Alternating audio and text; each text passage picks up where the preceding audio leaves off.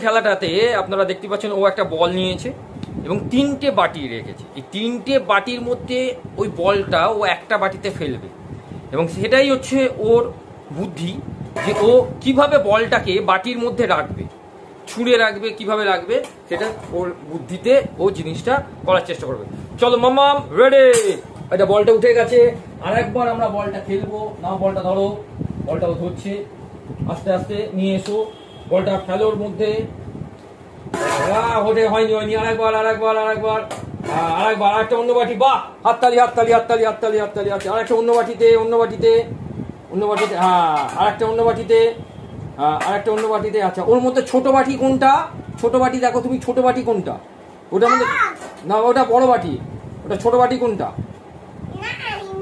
ও এরকম করে ঘোরাবে। আচ্ছা ঠিক আছে, ভাবে ঘোরাচ্ছে দেখুন বলটা। এবার ওই বলটা ওতে ফেলে দাও, বড় বাটিতে ফেলে দাও ওই বলটা।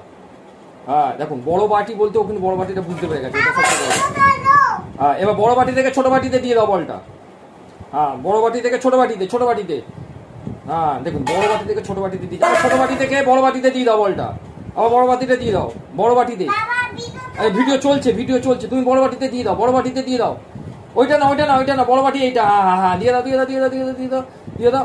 আরে গুড, খুব সুন্দর হয়েছে। তো আমরা বুঝতে পারছেন এদের আইডিয়াগুলো একটা নতুন খেলার প্রতি নতুন এনার্জিটা, এদের মধ্যে সবসময় নতুন এনার্জি ক্রিয়েট করতে হবে এবং প্রতিটা এনার্জিতে এরা কিন্তু নিজেদেরকে অন্য জায়গায় মেলে ধরবে।